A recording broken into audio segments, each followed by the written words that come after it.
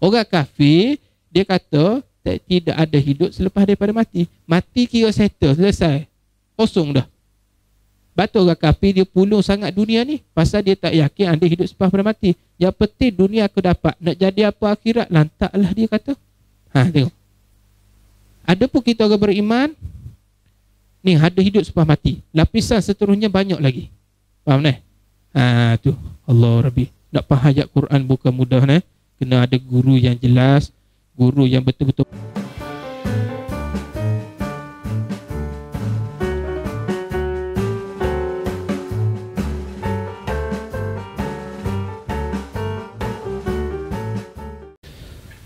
A'udzu billahi minasyaitonir rajim. Bismillahirrahmanirrahim. Assalamualaikum warahmatullahi wabarakatuh. Alhamdulillah nahmaduhu wa nasta'inuhu wa nastaghfiruh wa na'udzu billahi min syururi anfusina. May yahdihillahu fala mudilla lahu wa may yudlil fala hadiya lahu. Asyhadu an la ilaha illallah wahdahu la syarika lah wa asyhadu anna sayyidina Muhammadan abduhu wa rasuluh. Rabbi shrah li sadri wa yassir li amri wahlul 'uqdatam min lisani yafqahu qawli. Subhanallah walhamdulillah wa la ilaha illallah wallahu akbar wa la hawla wa la quwata illa billahil aliyyil azim. Al-Azizun Alim adada kulli harfin kutiba wa yaktabu abadan abidin wa dahra dahidin. Allahumma alimna ma jahidtu wa zakirna ma nasitu fafahannaha Sulaiman wa kunnatal hukma wa ilma wa syakna ma'an buda wa sabbih muqairan fa'inin. Ya Hayyu ya Qayyum ya Rabban Musa wa Harun wa Rabbal Ibrahim wa Rabbal Muhammadin sallallahu alaihi wasallam. Allahumma razuqna fahma wal ilma wal hikmata wal aqla wal hifza bi rahmatika ya arhamar rahimin. Allahumma faqihna fid din wa 'allimna ta'wil. Allahumma salli ala sayyidina Muhammad wa ala alihi wa sahbihi ajma'in, amma ba'd. Alhamdulillah, syukur pada Allah Ta'ala, pada pagi ini kita diteruskan lagi sambungan pengajian kitab tafsir kita, yang mana kita akan sambung balik tafsir pengajian lepas. Okay, baik. Kita sambung lagi di dalam tafsir surah Al-Insyiqaq. Okey, baik. Tengok pada ayat yang ke-15 di dalam surah Al-Insyiqaq. Baik. Firman Allah Subhanahu wa taala. Insya-Allah kita bacalah sikit bermula ayat ke-15 tu. A'udzu billahi minasyaitonir rajim.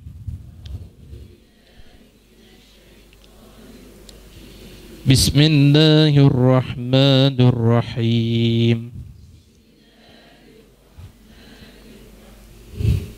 Bala inna rabbahu kana bihi basira.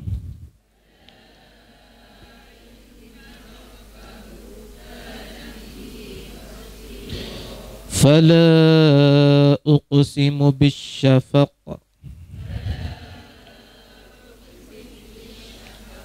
wal-laili wa ma wasaq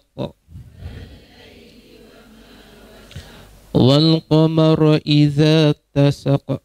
Semula.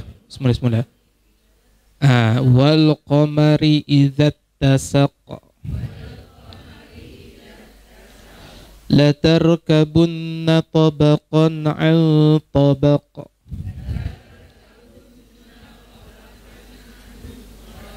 فما لهم لا يؤمنون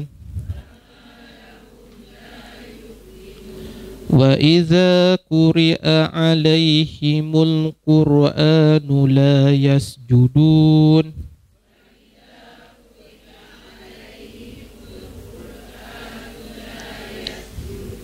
بل الذين كفروا يكذبون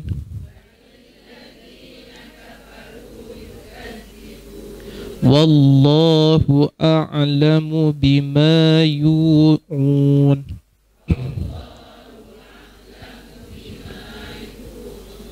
Fabashshirhum bi'adzabin alim.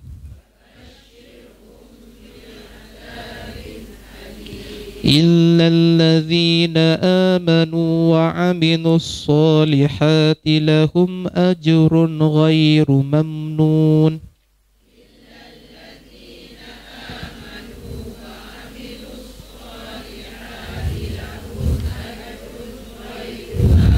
Sadaqallahul azim.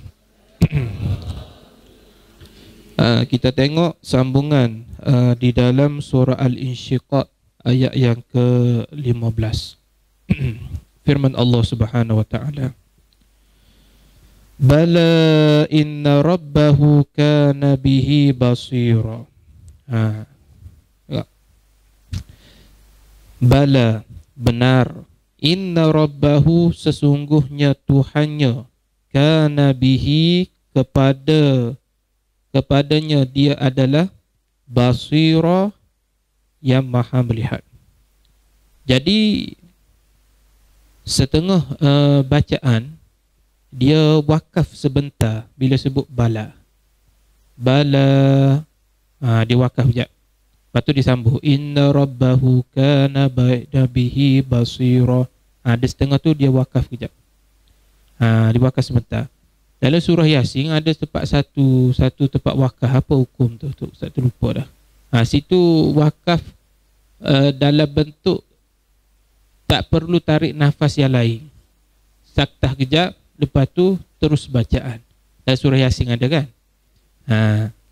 Jadi di sini nak membenarkan kata Allah. Bala, bala tu maksudnya bahkan. Bahkan, yakni benar. Inna rabbahu kana bihi basira. Basira, amat melihat. Maksudnya amat kembali.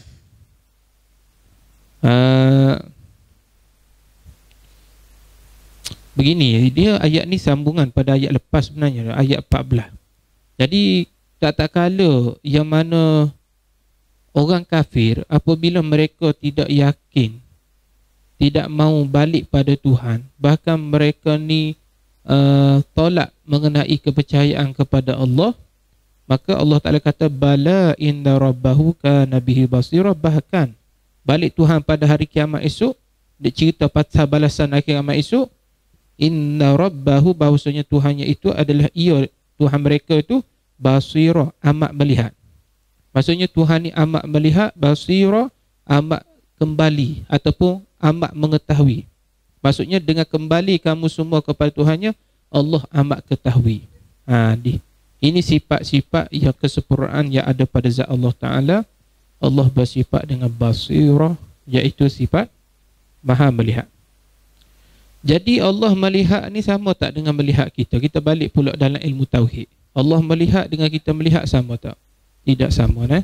Melihat makhluk bergantung dengan alat, iaitu seperti mata. Kita tak ada mata, kita tak boleh nak melihat.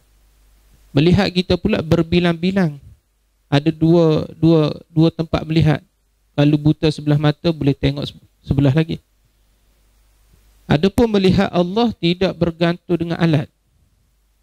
Sebab tu melihat kita dengan melihat Allah berbeza. Tapi dua-dua melihat. Tetapi cara melihatnya berbeza. Adapun Allah melihat tidak perlu pada alat. Adapun makhluk melihat dengan alat seperti mata. Makhluk pula melihat mesti ada jarak. Jarak mesti dekat. Jarak mesti dekat. Kalau jauh, tak nampak dah. Jadi gabung, jadi sama-sama. Kita boleh melihat sekitar ni je. Jarak berapa meter je. Jauh daripada sana, tak kenal dah siapa yang datang tu. Kita pula melihat perlu ada cahaya. Cuba tutup lampu ni. Nampak tak Ustaz Arif? Dah lah Ustaz Arif ni gelap. Tutup apa lagi gelap?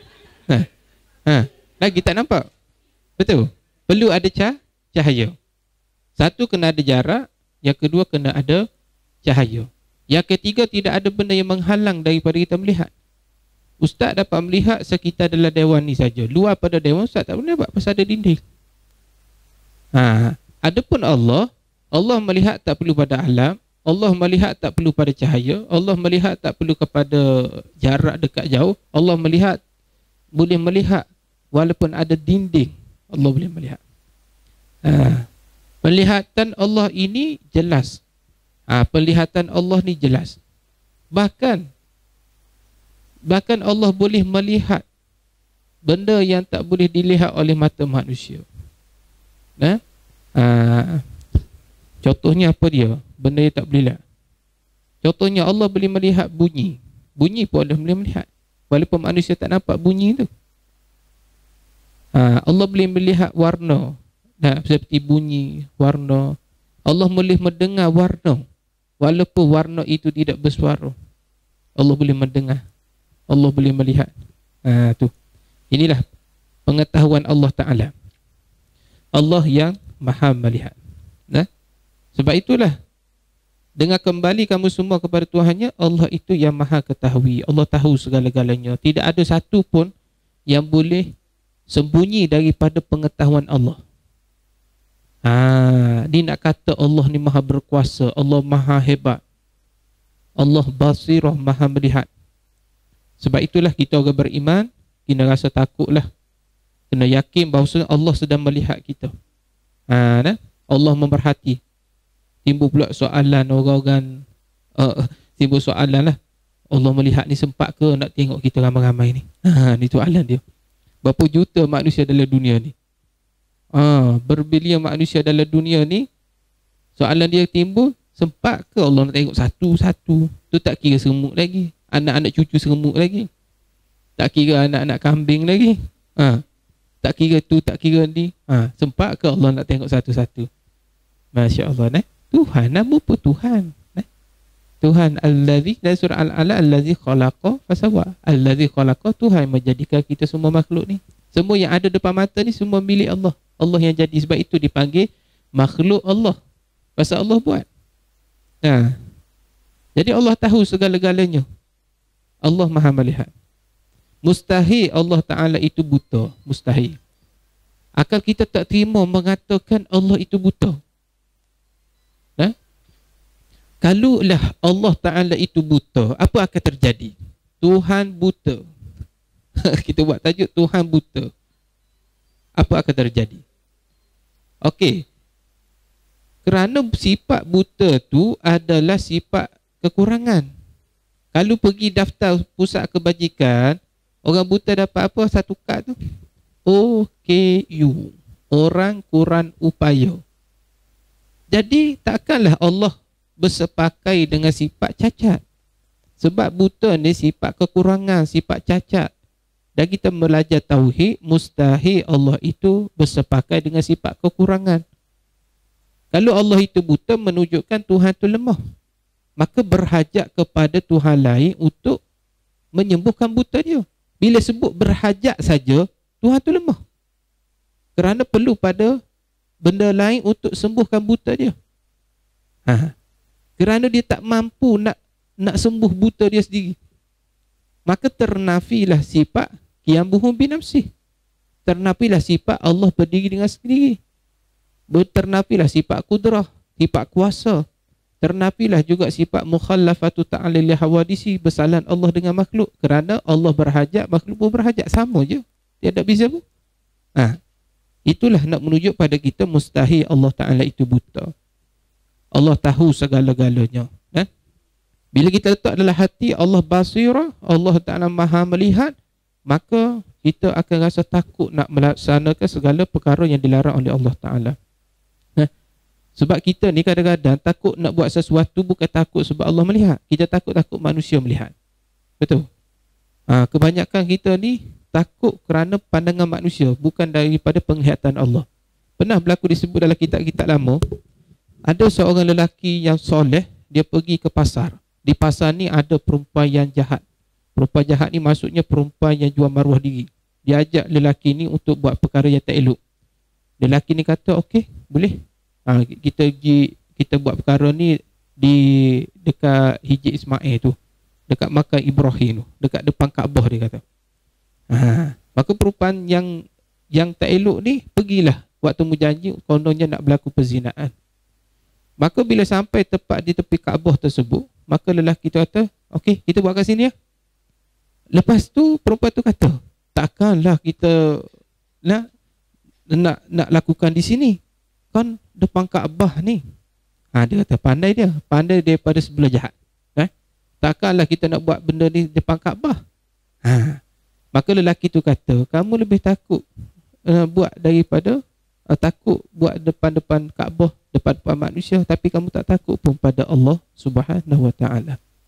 Maksudnya nak beritahu apa? Cerita di sini, kita kadang-kadang takut buat maksiat kerana pandangan makhluk, manusia tu, bukan daripada pandangan Allah Taala. Macam mana kita nak hadir supaya biar kita pergi ke mana-mana kita diperhatikan oleh Allah, dilihatkan oleh Allah. Nak sampai tahap tu lah agak susah sikit tu. Yang kita sampai hari ni, malu nak buat maksiat sebab manusia ada, tu je. Kita tak akan rasa malu bila duduk bersendirian, bila kosong daripada pandangan manusia. Kita jadi rasa bahagia buat maksiat kerana terbebas daripada pandangan manusia. Kita tak sampai lagi satu tahap, Allah sedang memerhatikan kita. Masya Allah. Itulah perlu kepada kemahkan balik tauhid kita, supaya biarlah hadis sentiasa ke mana saja kita berada, Allah sedang memerhatikan kita. Bukan setakat Allah kirim pula malaikat roket atib, duduk di tepi kiri kanan kita. Nak kata Allah Ta'ala sedang memerhati, Allah Maha melihat. Bala inna rabbahu kana bihi basira, bahkan balik pada Tuhan pada hari kiamat esok, bahawa Tuhan itu adalah dia dengan mereka itu amat melihat, amat mengetahui. Dengan kembali kamu semua kepada Tuhannya, Allah Maha ketahui. Kita semua akan balik kepada Allah Ta'ala. Biasanya kita sebut apa? Inna lillahi wa inna ilaihi raji'un. Kepada Allah kita datang, kepada Allah kita kembali. Itulah hakikat sebenar hidup kita. Kita datang daripada Allah, kita milik Allah, apa semua milik Allah, dan kepada Allah lah kita akan kembali. Kembali pada Allah ada dua jalan. Kembali dalam bahagia dan kembali dalam keadaan dicelakakan oleh Allah Ta'ala. Yang kita takut ni cara kembali kepada Tuhan tu. Tu kita paling takut tu. Sebab itu sekarang kita berusaha untuk buat persiapan untuk kembali pada Tuhan dalam keadaan yang baik. Ni contoh sekarang ni lah, kita belajar ni cara nak kembali yang baik pada Tuhan ni. Sebab tu pentingnya kita kena memikirkan bagaimana cara terbaik untuk kita kembali pada Allah Subhanahu Wa Taala. Okey. Bagaimana kita nak pastikan kita kembali kepada Allah dengan keadaan elok, baik, diredai, dirahmati, diampun dan sebagainya? Perlu kepada persiapan sekarang. Di antara persiapan yang perlu kita lakukan, guna akal. Nak kembali pada Tuhan, guna akal yang waras ni. Akal yang waras untuk menentu akhirat esok. Sebab tu orang yang betul-betul yang mahu kembali dalam keadaan beriman baik, dia pastikan akal dia sentiasa memikirkan untuk diri dia, nasib dia akhirat esok. Dia fikir, aku mati esok macam manalah keadaan aku. Dia bukan hanya setakat memikir, tapi dia memperbaiki kesilapan dia dalam sambil memikirkan perkara-perkara untuk dia kembali pada Allah Ta'ala. Bukan hanya setakat memikir, macam manalah aku akhirat esok, syurga ke neraka, maksiat tetap buat, mengumpat tetap mengumpat, tipu orang tetap tipu orang. Itu tak mahu gitu. Okey, cara pertama nak kembali pada Allah dengan baik, guna pemikiran waras ini untuk fikir nasib kita. Yang kedua, cara nak kembali pada Allah dengan baik, pastikan pilih kawan yang betul pemikiran mereka. Penting pilih kawan ni. Dalam kita hidup ni, pilih kawan nombor satu. Kenapa perlu pilih kawan? Kerana kawan mana yang perlu kita pilih? Iaitu kawan yang betul pemikiran dia. Kalau kita berkawan dengan orang gila, kita pun gila, betul? Saya pernah bercakap dengan orang gila, berdebat dengan orang gila. Saya pun termenung. Tuan-tuan, orang gila zaman sekarang ni cerdik, tuan-tuan. Betul, cerdik. Dia kata awak gila. Saya pun senyap. Awak lah gila. Tak, awak gila. Kadang-kadang orang gila sebut ni kadang-kadang betul juga. Dia tak mengaku dia gila lah. Jadi satu hari saya pernah berdebat, tapi saya tak perasan cara dia bercakap tu, saya tak perasan dia gila. Tiba-tiba saya naik gila. Betul. Nah, bila bercakap dengan orang gila ni, ada satu peringkat orang gila ni dia punya pemikiran luar. Luar pemikiran kotak kita. Luar, orang panggil fikir luar kotak. Nah, kadang-kadang begitu orang gila ni. Nah, jadi gila semua lah lepas ni. Ceritanya begini, satu hari pernah saya jumpa dengan orang ni. Saya duduk makan satu restoran sebab lepas habis kerja buat urusan apa semua, saya pergilah kedai makan apa semua makan. Dia tepuk meja. Dia pun termenung. Ya tu macam ni. Dah you macam tu. Kata hujan ni, ada hujan. Nah. Hujan lah. Dia pun ambil okok so dah. Hujan ni, nah. Dia kata hujan. 2-3 kali hujan. Nah. Kita Yalah. Dia tanya, dah makan? Dah makan lah kata tadi. Dah makan. Tuan-tuan, orang gila ni bila kita tanya, dia jawab masa tu tak gila. Dia punya perangai orang gila ni. Kalau kita jawab tak gila, tapi kalau biar duduk seorang dia jadi gila. Dah. Okey. Bila kita tanya, dah makan? Dah makan dah. Kerja apa? Tak ada, kawan punya ni, kawan-kawan lah. Yalah, kerja apa? Bandar. Okeylah. Nah. Duk teman-teman tiba-tiba dia bercakap kapal terbang apa semua. Itulah kata. Nah, saya pun duk layan dia, layan. Dia heret saya dalam konteks gila dia tu. Heret. Saya pun rasa, siapa yang gila ni? Nah, maksudnya apa dia? Berkawan dengan orang gila, kita pun gila. Nah, berkawan orang cerdik, kita jadi cerdik. Berkawan dengan orang pandai, kita jadi kawan. Jadi pandai. Contoh dalam sekolah dulu kita belajar. Ada kawan kita yang pandai. Contoh dalam dulu tingkatan 6 ada PA dah, pengajian am lah. Pengajian am. Kita buat peta tu. Peta apa? Bukan peta tu kita buat bulat tu, pecahan-pecahan tu. Carta lah 70% apa benda. Lepas tu adalah orang pandai di kelas tu. Kita pun pergi kawan dengan orang pandai. Itulah ajar aku ni. Buat begini boleh. Dia pun ajar. Lepas kali kita pun jadi pandai. Cuba berkawan dengan orang tak pandai. Tolong ajar aku. Gini. Dapat markah kosong. Sebab itu dalam hidup ni perlu cari kawan yang betul pemikiran dia. Inilah cara nak kembali pada Allah dengan baik. Satu, kena guna akal pergi nasib akhirat esok. Yang kedua, kena pilih kawan. Kawan ni kena pilih. Bukan semua kawan kita boleh berkawan. Dah? Sebab banyak kiki jenayah berlaku hari ni, punca asalnya kerana kawan. Hari ni, masyarakat hari ni, kita tak risau didikan daripada rumah tangga tu. Biasanya didikan rumah tangga majoritinya alhamdulillah baik semuanya. Yang paling risau bila anak tu keluar daripada keluarga tu. Hari ni. Anak yang tak kenal apa-apa tiba-tiba kenal dah dalam bak rokok, vape apa semua. Sebab pengaruh kawan. Sebab tu kena pilih kawan. Kalau kawan ke arah pencuri, biasanya dia ni jadi pencuri. Kalau kawan minum arak, biasa jadi minum arak. Sebab tu syarak kata kalau nak tengok perangai dia ni macam mana, tak perlu pergi tanya, tapi pergi tanya kawan dia tu macam mana. Tengok perangai kawan dia. Sebab kita berkawan ni biasanya satu perangai. Kita suka tak berkawan bukan dengan cara kita. Kita pun tak suka betul. Dia ni perangai macam ni, kita perangai macam ni. Di antara positif dengan negatif. Biasa kita berkawan positif. Baru boleh kita orang panggil apa? Masuk. Kita boleh masuk. Kawan yang masuk dengan kita. Tapi kalau negatif dengan positif, dia jadi macam ini bukan sudut bateri tu. Nak katanya tak ngam. Jadi tak ngam. Kita pun tak boleh nak berkawan. Sebab itulah kawan ni penting untuk kembali pada Allah Ta'ala. Pilih kawan dengan betul. Itu 2 tip yang penting untuk kita kembali pada Allah Ta'ala. Baik. Dan ayat yang ke-16 Allah Ta'ala kata, Fala uqsimu bisyafaq. Fa jawab syarat mahzuf tu. Kalau mengaji kaedah nahwu.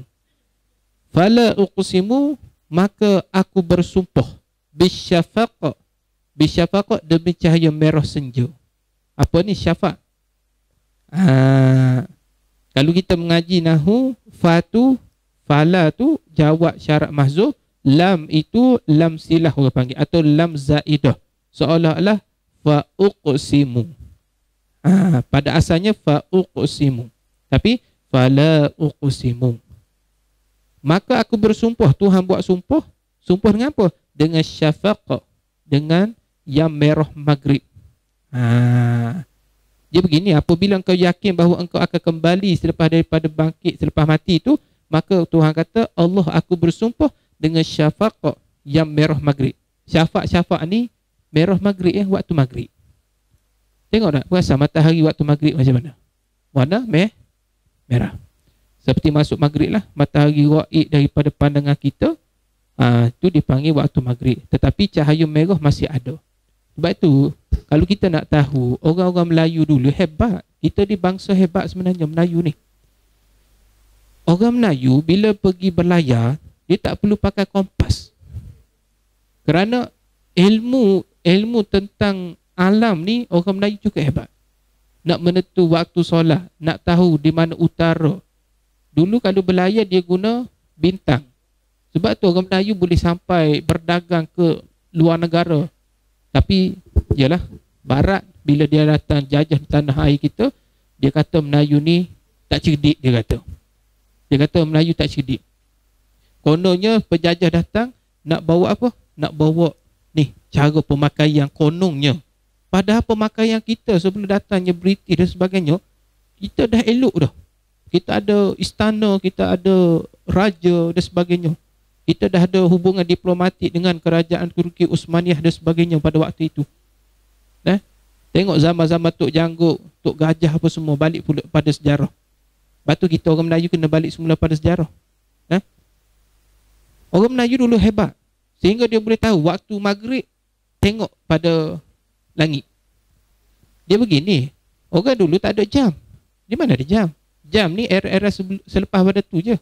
Dulu bergantung pada bintang, cahaya matahari. Okey, macam mana nak menentukan waktu zuhur? Waktu zuhur ni, tengok. Kalau kita pacokkan satu ranting kayu, lepas tu tengok matahari duduk betul-betul atas ranting tu, maka tidak ada bayang, itu panggil istiwa lah. Istiwa. Maka gelincir sikit, maka ada bayang sikit. Dah gelincir. Matahari gelincir dipanggil dah masuk waktu zuhur. Kalaulah tiang ni yang kita dirikan 3 meter. Okey, bayang tu selagi tak masuk 3 meter lebih, bermakna masih dalam waktu zuhur. Kalau bayang tu sampai 3 meter, bila bayang tu dah lebih daripada 3 meter, dah masuk waktu asar. Faham? Waktu maghrib, macam mana nak tengok maghrib? Tengok, hilangnya cahaya matahari warna kuning. Bila raib matahari pada pandangan mata, lepas tu naik warna merah, dah masuk maghrib. Selagi warna merah di kaki langit ada, selagi tu waktu maghrib ada. Bila dah hilang warna merah di langit, tukar warna putih pula, sebelum datang gelap gelita. Bila naik warna putih tu, dah masuk isyak, lepas tu gelap. Dah isyak tu gelap tu, lepas tu nanti naik pula matahari subuh pula. Matahari kazib dengan apa ni? Ya tu. Ada matahari kazib bohong tu. Biasanya sebelum masuk subuh dia akan naik cahaya melintang. Itu kazib lah tu. Kazib tu tak masuk subuh lagi. Lepas dia melintang tu dia hilang, lepas tu naik pula cahaya putih di langit, kaki langit. Menegak, mula-mula kazib menegak, lepas tu naik cahaya putih melintang. Itu dah masuk waktu subuh. Hilang cahaya putih tu, lepas tu naik pula matahari, dah masuk waktu syuruk. Tu tengok, dengan matahari tu kita boleh tahu waktu. Boleh faham tak? Sebab itu mengenai cara nak menentu waktu dan sebagainya perlu berpandu pada alam. Sebab zaman dulu tak ada. Jadi maksudnya Allah, fala uqsimu bisyafaq, Allah bersumpah dengan syafaq, merah maghrib. Seperti masuk maghrib tu, bila dia gini matahari ni, ibu-ibu, dia matahari begini. Kita bukannya nampak pandangan kita tu matahari tenggelam.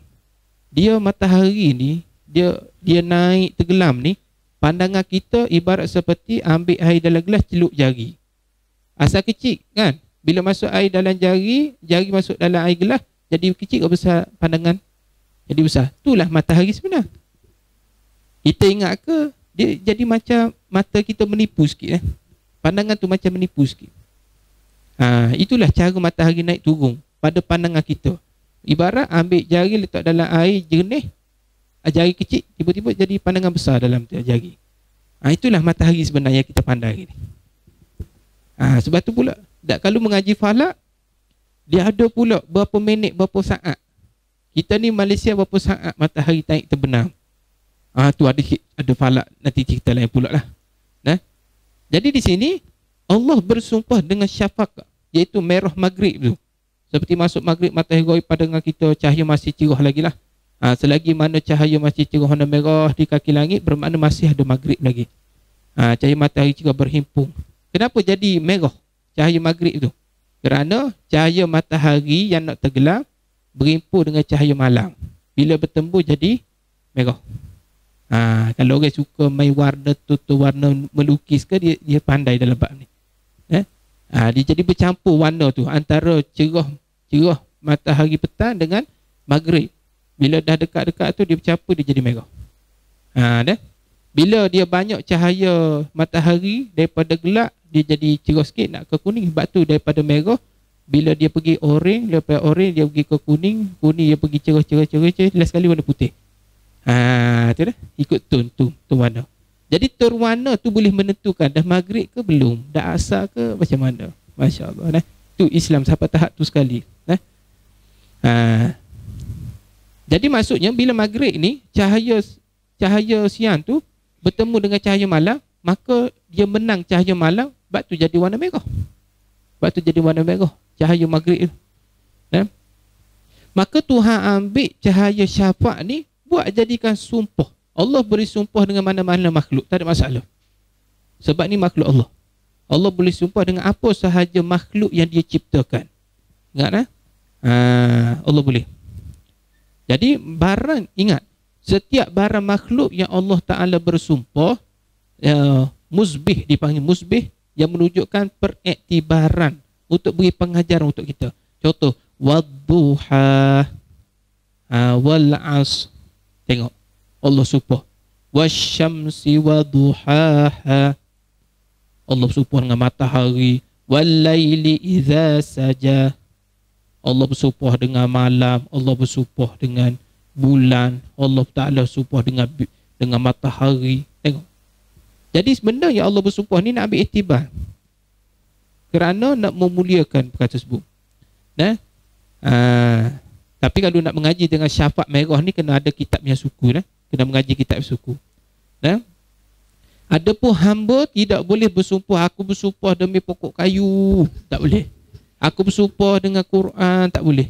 Aku bersumpah dengan apa? Aku bersumpah dengan bintang, bulan. Tak boleh. Kita hanya bersumpah dengan nama Allah. Wallahi, wabillahi, watallahi. Tu panggil sumpah. Selain daripada tu tak panggil bersumpah. Aku bersumpah dengan kelas KWE.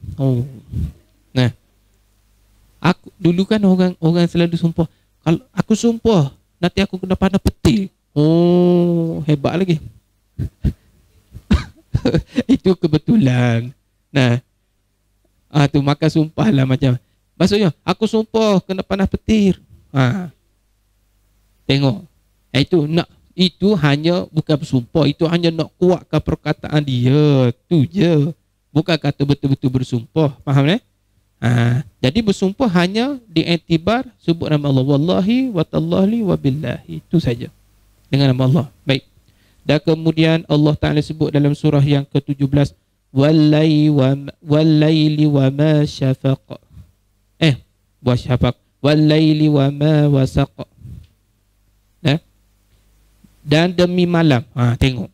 Tadi Allah bersumpah dengan syafaq waktu maghrib tu. Lepas tu Allah bersumpah pula walaili, demi malam, wa ma wasaq, dan apa yang ia mengelubunginya. Melubung ni macam kelubung lah. Ambil tudung tutup, mengelubungi. Aku bersumpah dengan malam dan barang yang berhimpun malam ketika malam tu. Ma tu orang panggil bayanglah. Jadi maksudnya masuk habis kita semua. Bila sebut ma, walaili wa ma, walaili aku bersumpah dengan waktu malam tu, wa ma tu termasuk semua benda. Semua benda, jenis binatang, yang berakal, tidak berakal, sama ada binatang di laut, di darat, sayap, yang bersayap, termasuk juga jamadah, pokok-pokok kayu, pokok kaya, ini semua termasuk dalam ma wasaqa, iaitu semua barang yang disebut. Jadi di sini apa masuk malam yang berhimpun? Walaili, Allah bersumpah dengan malam. Kenapa Allah bersumpah dengan waktu malam? Itu soalan dia. Apabila malam yang berhimpun, faham tak perkataan malam berhimpun ni, dia diguna pakai untuk semua makhluk. Perasan tak bila waktu malam orang buat apa? Balik ke rumah. Burung bila terbang waktu siang, bila masuk malam balik ke sarang. Kambing bila dia makan-makan, pergi curi rumput orang apa semua, bila masuk waktu malam balik ke kandang. Tengok, Allah bersumpah waktu malam ni, malam yang berhimpun. Bila masuk waktu malam, burung pun masuk dalam sarang. Bila masuk waktu malam, manusia pun balik ke rumah. Sebab itu kita orang Melayu ni lah kan, anak-anak keluar waktu maghrib tu. Bila maghrib je kena balik. Cari dah anak mana bawa batang kayu ni. Mana anak aku ni? Mari sungai rupanya. Balik. Tengok. Inilah maksud Allah bersumpah dengan malam yang berhimpun. Faham tak? Jadi binatang pun begitu. Binatang bila waktu malam dibalik ke kandang, sama juga manusia bila waktu malam balik masuk ke dalam rumah masing-masing. Seolah-olah nak kata malam tu yang menghimpunkan segala-galanya. Malam tu. Bila kita tengok, kadang-kadang pokok sendiri pun berhimpun juga. Pokok bila waktu malam dah, tengok malam dia tutup dia punya daun dah. Ustaz kadang-kadang jarang tanam pokok ni. Hari tu beli pokok sekali, tanam pokok bunga dah. Bila tanam pokok bunga tu, tengok waktu malam dia tutup daun dah. Ustaz kata kat isteri ni, mati dah pokok kita. Dah, isteri kata tak mati, malam memang dia tutup ni. Tengok pagi esok, dia buka balik dah. Tengok. Adalah satu pohon tu lah. Satu pohon je dah. Satu je. Tapi yang banyaknya pokok serai dah. Tu je dah. Biar dapat hasil dah. Pokok serai, bawang, ustaz tanah tu je lah. Bawang, pokok serai. Apa lagi? Daun sup. Sebab selalu beli lah. Lepas beli ada lebih, tanam dah. Lepas ni fikir tak payah beli dah. Sebab barang mahal sekarang ni. Tanamlah sendiri dah. Jadi maksudnya pokok sendiri pun bila masuk waktu malam, dia tutup, betul tak? Bila pagi tu dia buka balik. Masya Allah. Macam budak lah, budak kecil. Budak kecil, bila kita buka lampu waktu malam, dah pukul 2 pagi, dia tak mau tidur.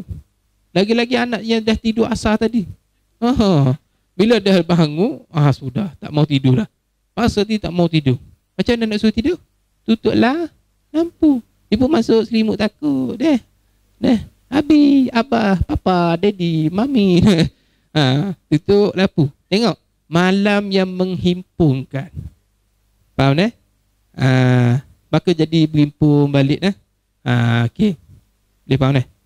Betul tak jam tu? Betul. Takut jadi macam itu pula. Okey. Faham? Itulah Allah bersumpah walaili wa ma syabaqa, dan aku bersumpah dengan malam dan barang yang berhimpun ketika malam. Aku bersumpah malam dan barang berhimpun ketika waktu malam. Faham tak? Batulah tafsir ni dia tak boleh baca gitu je. Kalau faham betul-betul apa yang Allah nak kata, nak beri pengajaran untuk kita. Kemudian ayat 18 Allah Ta'ala berfirman, wal qamari idza tasaqa. Tu. Allah bersumpah dengan apa ni? Bulan pula. Allah bersumpah wal qamari, demi bulan, idza tasaqa, apabila ia menjadi purnama. Aku bersumpah dan bulan apabila penuh ia. Bulan purnama ni bulan penuh. Segala malam yang cerah sampai siang. Idza tasaqa, segala malam yang cerah. Maksudnya sampai siang lah. Bulan purnama. Sini panggil apa? Purnama. Purna. Tak ada, bukan bahasa Melayu sini.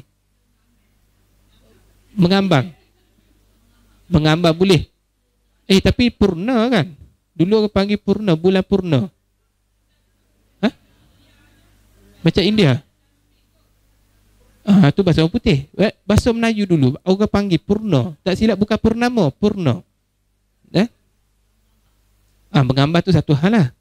Tapi dia biasa berlaku bila? Setiap bulan biasa berlaku pada malam ke-14. 14-15. Lalu bulan penuh. Ni biasa cerita hatu dia keluar bulan mengambang. Nah, cerita-cerita hatu biasa zaman dulu. Balik. Tapi biasa budak-budak dulu gitulah. Yang faham lah. Okey. Tuhan buat bersumpah bulan purnama. Biasanya berlaku pada malam 14-15 gitulah. Bulan purnama, bulan penuh. Tapi kita di Selangor, kadang-kadang kita boleh nampak bulan penuh. Tapi kita duduk di Selangor ni agak dekat juga bulan penuh dengan kita ni di Selangor. Ustaz perasan dulu dekat Suban Jaya. Dekat area-area Suban nak pergi ke mana? Nak pergi ke Kayangan High apa semua tu, jalan-jalan situ. Dekat section berapa ni Ustaz pun dah lupa. Daripada highway situ boleh nampak.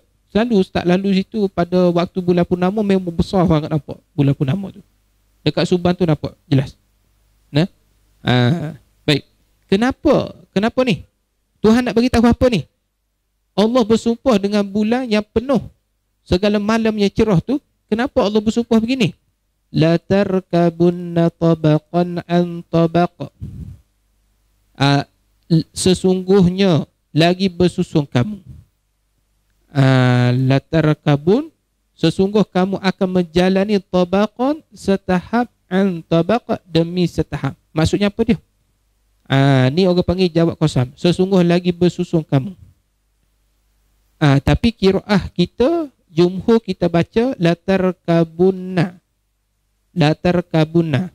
Okey, kita ambil qiraah sikit. Cara baca qiraah. Tak ada ni. Baik.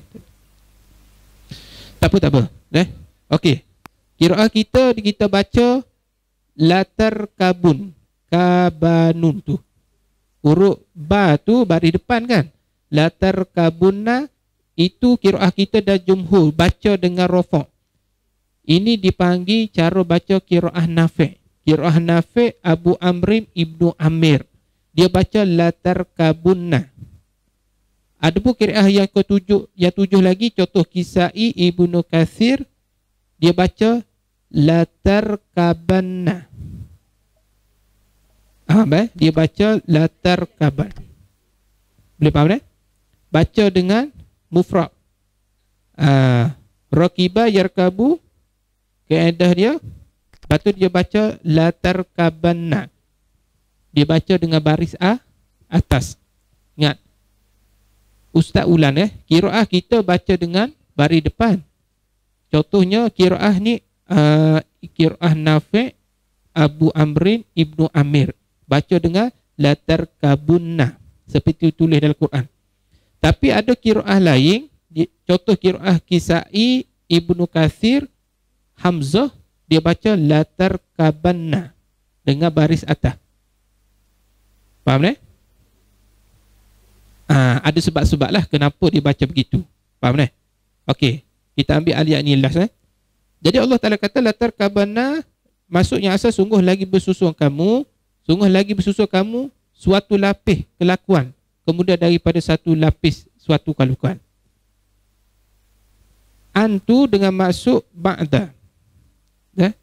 Maksudnya Allah bersumpah kemudian daripada satu lapis kelakuan. Apa itu kelakuan tu? Allah Ta'ala kata, sebab tu nak faham betul Quran ni bukan mudah ni. La tarkabunna, sungguhnya akan menjadi setahap demi setahap. Maksudnya selapis demi selapis. Lapis tu dengan maksud kelakuan. Apa maksud kelakuan tu? Huru-hara kiamat. Kelakuan ni kena kepada huru-hara kiamat. Satu kelakuan ke satu kelakuan, satu lapis ke satu lapis, iaitu huru-hara kiamat. Contoh kita kata, satu kelakuan bila kita mula mati, itu satu kelakuan.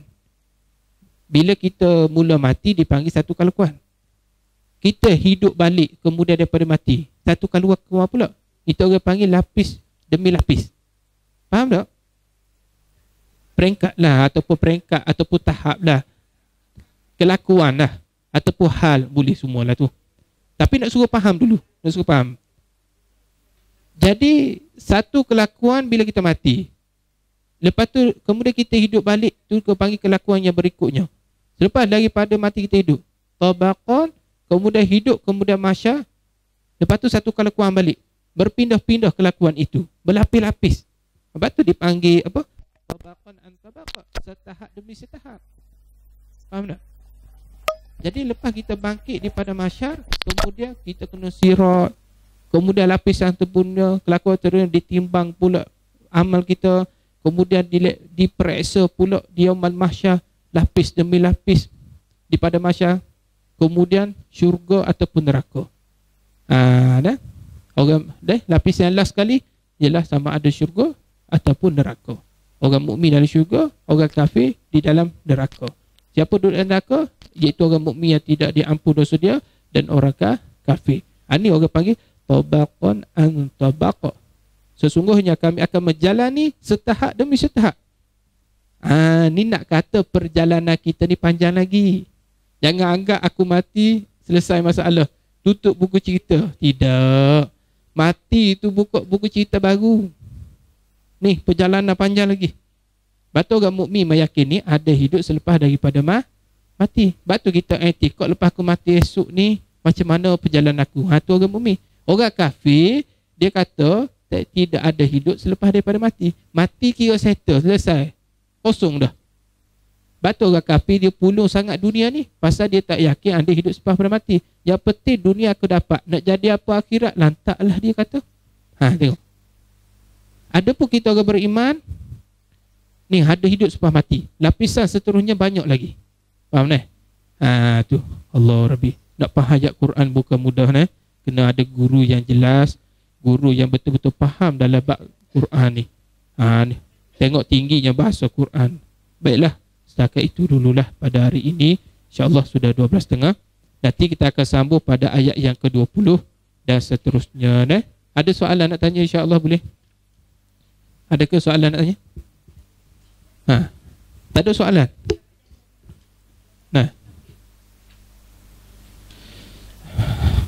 Ada soalan? Tak ada? Oh, Alhamdulillah, bagus boleh balik awal. A'udzubillahi minasyaitonirrajim. Bismillahirrahmanirrahim. Alhamdulillahirabbil alamin wassalatu wassalamu ala asyrafil anbiya'i wal mursalin sayyidina Muhammadin wa ala alihi washabihi ajma'in. Allahumma fa'na bima 'allamtana al-manfa'na wa zidna bi rahmatika ya arhamar rahimin. Rabbana atina fid dunya hasanah wa fil akhirati hasanah wa qina adzabannar. Walhamdulillahirabbil alamin. Assalamualaikum warahmatullahi wabarakatuh.